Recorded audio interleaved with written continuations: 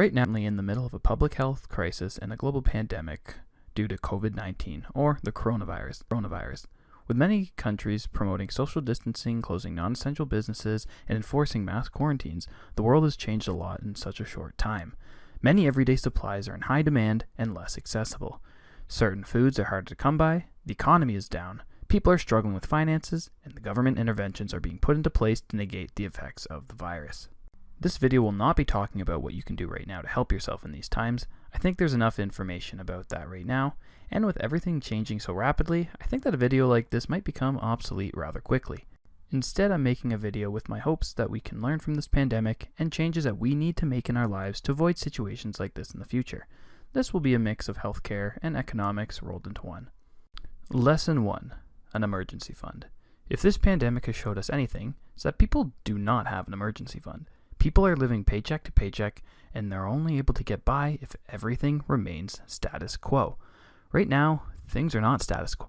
Things are dicey for many industries. People are losing jobs, hours have been cut, and now people can't afford to pay their bills. Right now, the damage has been done. If you're in this boat, there's nothing to be done right now, for this pandemic anyway. But for the future, we need to have at least 3 months of living expenses saved up. This is mandatory for any pandemic or emergency situation. Whether it's because you get sick, laid off, or when inevitably the next virus pandemic comes to town, you'll be able to at least hold out for a quarter of a year to make your next strategic move. I can already hear a lot of people yelling at me, saying that getting to this point is impossible. I will get to that in a bit. Lesson 2 is career choice. This is a big one, because this is almost the worst mistake you can make. You might be past this point in your life, but if you're a young person or somebody who's looking for a career change, then this choice can set you up for a good life or a very hard life. What we've learned about this pandemic is that you might want to consider a career path as an essential worker or a career path that is easily independent. This way you know your job is secure and you won't be out of work. When choosing a career path, you need to research how in demand this job is and how much money you can expect to make. This is even more important when you think of how expensive schooling can be. Education is a tool to land you a job, to give you a higher quality of life. It's an investment. So make sure your return on investment is good. This might sound harsh, but you're not likely going to find your dream job that is fun, easy, and pay well.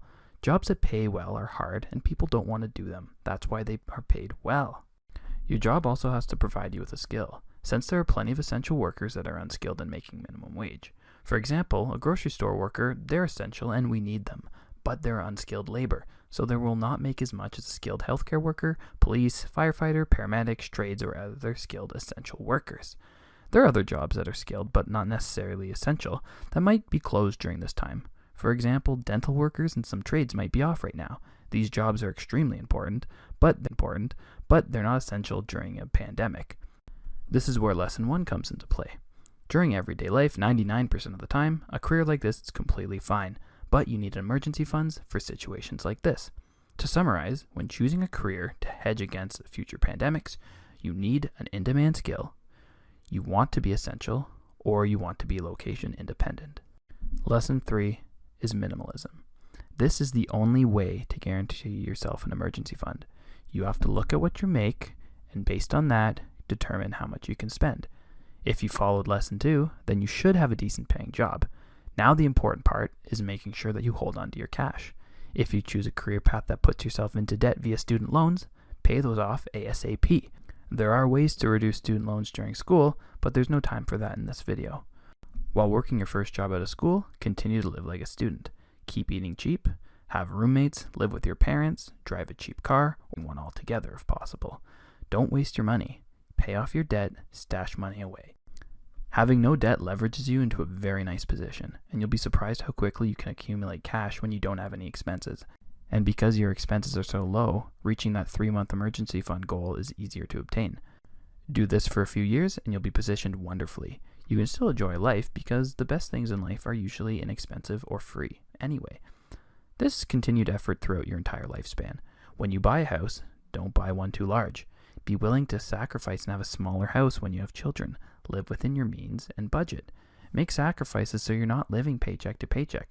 Everyone needs to abide by lesson 1. All you have to do is live modestly, be willing to sacrifice, and be willing to be patient for the things you want. Lesson 4 is living location. Major cities might be a great place to avoid for multiple reasons. If you can find a job in a cheap town or city, this makes life more affordable for emergencies like this. Finances aside, these pandemics hit large centers first. They often have international airports, and they have a denser population. Lesson 5 is an emergency stock. I'm somewhat guilty of this one too, I'll be honest. But any emergency, we need a stock of supplies in your home somewhere. Have a designated stock of toilet paper, food, medicine, and all essential items. This is important because when the stores run out temporarily and everyone's freaking out, you can rest assured that you have what you need. Lesson 6 is telecommuting. This one's for the big companies. We've had the technology to allow telecommuting for a long time now, but for some reason this change hasn't happened for many businesses and companies.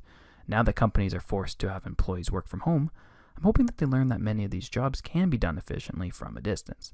This will reduce traffic in major metro areas, decrease car emissions, and provide a better quality of life for their employees by providing them with flexibility with hours and saving them countless hours sitting in People could live in more affordable areas and still work in the large cities at a distance.